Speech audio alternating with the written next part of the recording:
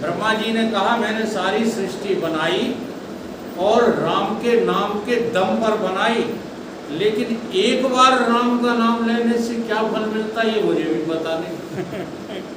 जी हाँ, ब्रह्मा जी भी सृष्टि की रचना किससे करते हैं?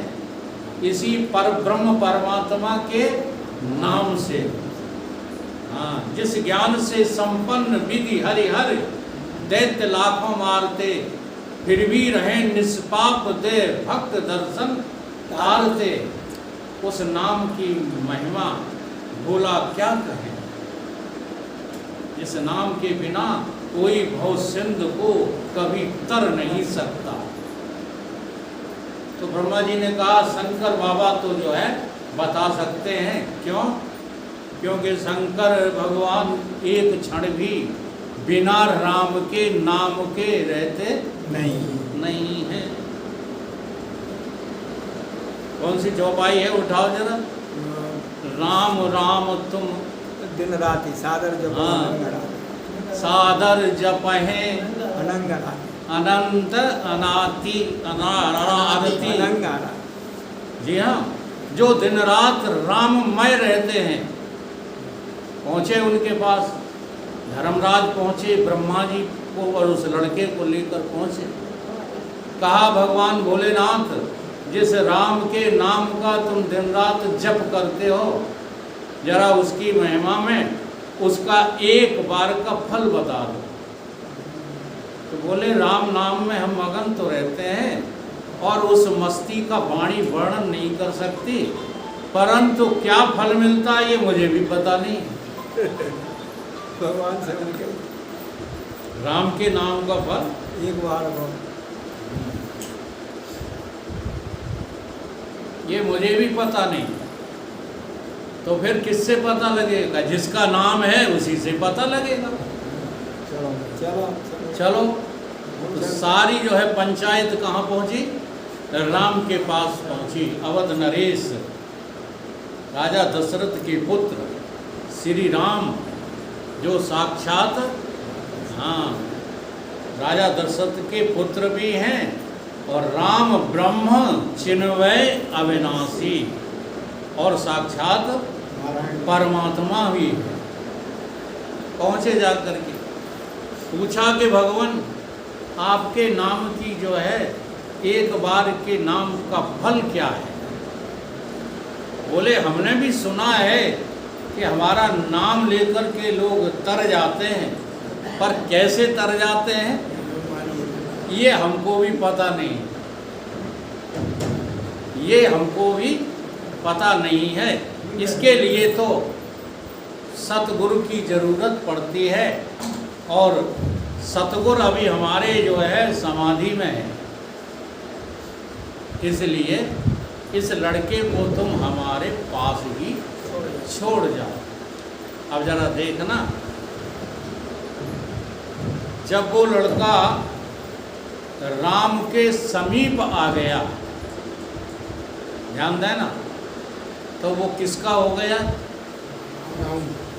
राम का ही तो हो गया। अब राम से जो है, राम कहते हैं कि मुझसे भी मेरे नाम की महिमा गाई नहीं जाती। राम न सके नाम गुण गाई, लेकिन जो मेरे समीप आ जाता है वो फिर संसार में कभी जाता नहीं है। तो लड़के को उस राम के नाम का फल मिल गया कि नहीं मिल गया? जिसको भगवान मिल गए, जो भगवान का स्वरूप हो गया, वो फिर दुनिया में आता ही जाता नहीं है। इसी का नाम क्या है? मोक्ष। और ये मोक्ष दिलाने वाली जो विद्या है वो है ब्रह्म विद्या, जिसका जिक्र जो है सत्संग में प्रतिदिन होता रहता है। अब 3 शक्तियां हैं देवियों के रूप में। मजे की बात देखो, या देवी सर्वभूतेषु शक्ति रूपेण संस्थिता। एक तो शक्ति ही देवी शक्ति है, दूसरी या देवी सर्वभूतेषु लक्ष्मी रूपेण संस्थिता, दूसरी श्री शक्ति है लक्ष्मी, और तीसरी जो है ब्रह्म विद्या सरस्वती। सरसई ब्रह्म विचार प्रचारा, ये तीसरी शक्ति। और ये तीनों शक्ति कौन है? देवी। देवी माने माताएं। देवियां देश की जाग जाओ अगर, तो युग स्वयं ही बदलता चला जाएगा। लेकिन हमारी देवियां क्या है? सुप्त पड़ी हैं, जैसे नागिन केंचुली में पड़ी रहती है। हाँ, ऐसे ही जो है भगवान के प्यार में, लड़कन के प्यार में। और प्यार व्यार कुछ नहीं, ठुकने की तैयारी है। प्यार व्यार कोई नहीं देगा तुम्हें, ये हमारी गारंटी है। जब शरीर जीर्ण शीर्ण हो जाएगा, सबकी बात है, किसी एक की बात नहीं। नहीं कोई बुरा मान जाओ, हैं जी, कोई बुरा मान जाओ। अच्छा, जिन घरों में माता पिता की पूजा होती है वो तो स्वर्ग समान है। हम दोनों तरफ की बात करते हैं। जिस घर में माता पिता की सेवा होती है वो घर तो स्वर्ग समान है। वहाँ दोनों के लक्ष्य सही हैं। माता पिता तो तुम्हारी सेवा से प्रसन्न चित्त रहेंगे ही, लेकिन तुम्हारा भी कल्याण हो जाएगा। इसलिए विचार करो इस बात पर। तुम जाग जाओ, तो जागी हुई देवियों के कारण से आज भारतवर्ष में ब्रह्म ज्ञान हिंदी भाषा के रूप में रामचरितमानस बनकर के प्रकट है। इसमें किसकी जो है विशेषता है पता है आपको? रामायण सब पढ़ते हो। देवी की, देवी शक्ति की। देखो दिखा दें, राम को राज्याभिषेक हो रहा है। हो रहा है कि नहीं हो रहा? और राम वहाँ के राजा बन जाते तो अयोध्या का राज्य संभालते के सारे जो है पूरे जगत को प्रसन्न करने के लिए राक्षसों का वध करते, वही टिक जाते कि नहीं? जैसे हम लोग टिके। ख्याल करो इस बात का। कोई चपरासी पद पे टिका है, कोई सब इंस्पेक्टर पद पे टिका है, नौकरी चाकरी पे टिके हो, वहीं घूम रहे हो चक्कर घानी। ऐसे ही राम घूमते रहते। अगर दो देवियां प्रकट न होती, जिनका नाम था मंथरा केकई। जी हाँ, जब केकई माता ने राम को वनवास दे दिया, राम लक्ष्मण सीता वन को चले गए, मंथरा ने तो केकई माता से प्रश्न करने के लिए बार बार माताएं आया करें और कहा तुमने अच्छा नहीं किया। उन्होंने कहा मैंने जैसा किया है ऐसा तो जगत में करने की कुव्वत किसी में है ही नहीं। ये हाँ, सारी दुनिया का अपयश लेकर जगत का कल्याण करने वाली यही दो देवियां थी। क्यों? तो उन्होंने एक उदाहरण दिया कि कच्चे घड़े में पानी भर दो तो घड़ा रिस रिस के पानी निकल जाएगा कि नहीं निकल जाएगा? बोलो। और उसी घड़े को पका दो, फिर पानी भरो तो फिर पानी निकलेगा। तो राम जो राज्य दिया गया था वो अभी कच्चा घड़ा था। अब हमने उनको तप करने के लिए हाँ वनवास भेजा है। अब ये जब लौट करके पक पका करके आएंगे तो राम राज बैठे त्रिलोका हर्षित भये गए। पहले गोस्वामी जी ने चौपाई इस्तेमाल नहीं की। क्यों? तो पहले तो अयोध्या का राज्य जो है करना चाहते थे, लेकिन उन देवियों ने प्रकट होकर के अपनी शक्ति के द्वारा अपयश मोल लेकर, हाँ हम तो जरा से भी कष्ट नहीं सहना चाहते, हम ही अकेले सास की सेवा करें। हाँ, वे काहे नहीं करती जिनने सब कुछ धल्ला हुआ है उनको। लेकिन ऐसा केकई माता ने और मंथरा ने नहीं सोचा। तो देवी शक्ति के कारण रामचरितमानस आगे बढ़ रही है, नहीं वहीं खत्म हो जाती। सही है। कौन लिखता है इतनी बड़ी रामायण? कोई लिखता? अब देखो यहाँ भी जो है शांत नहीं हुई देवी, देवी शक्ति आगे जो है प्रकट होती है। कहाँ? पंचवटी में समय गुजार रहे। देवी शक्ति ने कहा कि तुम्हें पंचवटी में समय गुजारने के लिए थोड़ी भेजा गया है। तो प्रकट हो गई शूर्पणखा के रूप में, कटवा लिए अपने नाक कान। दुनिया कुछ समझती ही नहीं है इन राम कथा का वर्णन, क्योंकि गुरुओं के सानिध्य में नहीं रहते, पता ही नहीं चलता, गाली देते रहते शूर्पणखा थी, शूर्पणखा। शूर्पणखा जैसी महान देवी कभी कभी धरा पर आती है, जिसने प्रकट होकर अपने ऊपर लांछन लिया चरित्रहीनता का, नाक कान कटवाए अपने। तुम कौन सी कथाएं पढ़ते हो? तुम कहते हो रावण की बहन थी, रावण से जलती थी, तो रावण से गुस्सा थी, इसलिए रावण का नाश कराने के लिए नाक कान कटवाए। इन कथाओं में तुम्हें ज़्यादा रुचि रहती है। चलो इस कथा को भी यदि समझना चाहते तो इस ढंग से समझो कि नाक कान कटवा करके वो सारे संसार को जो सुख देने के लिए तैयार है, वो देवी महान है कि निकृष्ट है? महान है। नाक कान कट गए। जब नाक कान कट गए तो रावण हिल गया, और रावण हिल गया तो सीता जी चुरा ली। अब सीता जी चुरा ली हैं तो वन में रो रहे। खग में गए मधुकर श्रेणी, तुम देखी सीता। तो रोते ही रहोगे। शिवरी ने कहा, फिर प्रकट हुई देवी, किसके रूप में? शिवरी के रूप में। तुम कहते बेचारी गरीब थी, बेचारी कैसी थी? अनाथ थी, बेचारी नीच जात की थी, बेवकूफ हो तुम लोग। शक्ति थी वो शक्ति, अगर देवी वो प्रकट नहीं होती वहाँ तो रामायण रुक जाती वहीं, रोए गाए के बैठ जाते। बैठ जाते कि नहीं?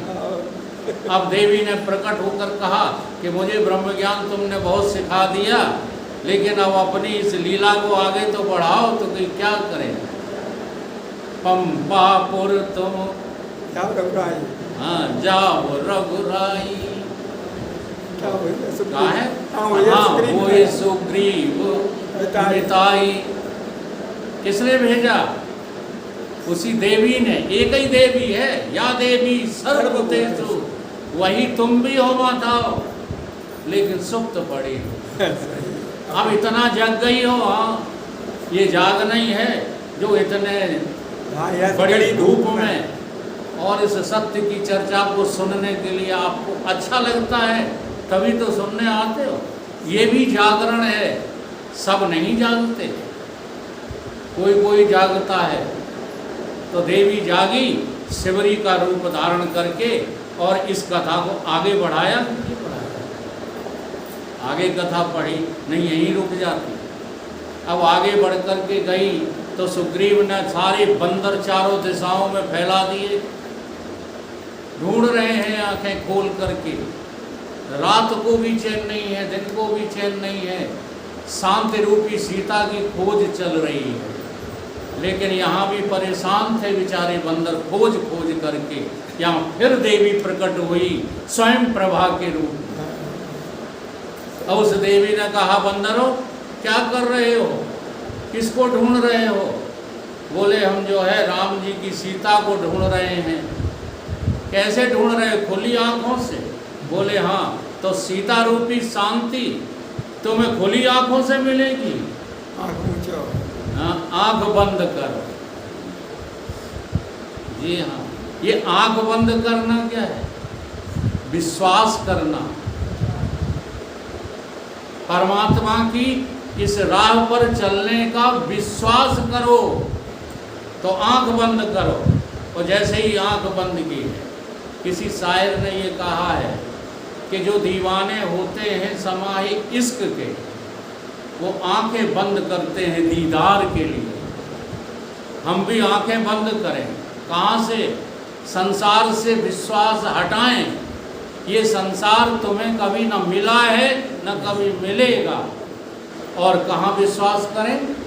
सत्संग पर। कहाँ विश्वास करें? सत्य की खोज पर। यही आंखें बंद करना है। जब स्वयं प्रभा ने ऐसा उपदेश दिया तो जो आगे बढ़े, रावण को मार करके सीता को हासिल किया, हासिल करके वापस लौटे। तीनों लोकों पर राम स्थापित हो गए। रामलीला सारे जगत में प्रचारित हो गई। लेकिन अभी भी जगत वालों के पास नहीं। अब ये किसके पास है? पूरी जो है रामायण किसके पास है? ये पास में है शंकर भगवान के, ये पास में है सतगुरुदेव भगवान के। जिम महेश मानस रचि राखा, पाए सुसमय उमा सन भाखा। अब फिर एक देवी प्रकट हुई। कौन के रूप में? उमा के रूप में। क्या कहती है उमा जी? उमा जी कहते हैं मेरे परमेश्वर, पति परमेश्वर, तुम बड़े जो है सुखदाई हो, लेकिन जब तक तुम्हारे मुखार बिंदु से हम श्री राम की कथा नहीं सुनेंगे तब तक हम तुम्हारे जैसे सुखी नहीं हो सकते हैं। इसलिए कृपा करो हे नाथ, रघुनाथ की कथा अपने वाणी से प्रकट। अब भगवान की कथा कहनी शुरू की। तो यहाँ भी देवी की वजह से कथा आगे बढ़ी, लेकिन अब भी नहीं बढ़ पाई। अब ये देवी भाषा में तो बढ़ गई आगे, यानी संस्कृत भाषा में वाल्मीकि रामायण मौजूद है। शंकर जी के मुखार बिंदु से निकली है, जो पार्वती को उमा सन भाखा। लेकिन हमारे तुम्हारे की किसी मतलब की थी क्या? हाँ जी, देवी ही थी जिसने जो है उनके मुख से, उनकी अंदर से निकालने। अगर गुरु जी के अंदर से निकालना है तो तुम्हें शक्ति रूप धारण करना पड़ेगा। कौन सी? विद्या रूपेण संस्थिता। अगर ब्रह्म विद्या में रुचि नहीं है तो गुरु जी अपने आप बताने वाले नहीं, कुछ नहीं। जब तक आपके भीतर प्रश्न नहीं है तब तक गुरु जी उत्तर देने वाले नहीं है। यहाँ भी देवी ने ही जो है आगे बढ़ाई राम कथा। अब भी अटक गई, संस्कृत भाषा में अटक के रह गई। अब क्या हो? तो फिर देवी प्रकट हुई। कहाँ? कलियुग में। कलियुग में देवी प्रकट कहाँ हुई? अब उस गांव का नाम तो पता नहीं है, देवी का नाम पता है, जिसका नाम था रत्नावली। तुलसीदास जी जो है वो शास्त्रों का अध्ययन करते थे, पल्ले कुछ नहीं पड़ रहा था। काम वासना, लोभ वासना, क्रोध वासना वैसी ही सता रही थी। तो काम वासना के अधीन होकर के एक दिन देखा कि जो है घर में पत्नी ही गायब। पूछा माता जी से, कहाँ चली गई रत्नावली? कहीं वो तो मायके चली गई। और उसी रात भयंकर वर्षा होने लगी। काम के वशीभूत जो है तुलसीदास, उनका पहला नाम तो मुझे याद नहीं है, चल पड़े। देखो काम में कितनी शक्ति है। जी हाँ, जैसी शक्ति काम में है ना, ऐसे ही राम के नाम में है। लेकिन तुम्हें प्रीति है नहीं अभी। किससे? नाम से। प्रीति किससे है? कहा भी गया है, राम राम सबको कहे, ठग ठाकुर और चोर, बिना प्रीत रीझे नहीं तुलसी नंद किशोर।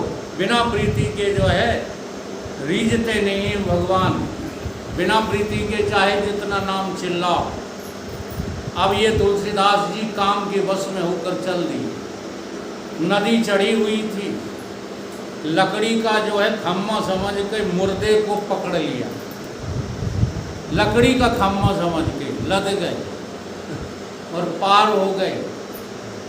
चले गए। अब ससुराल में आधी रात को पहुंचोगे तो दरवाज़ा कोई खोलेगा, वो भी वर्षा में।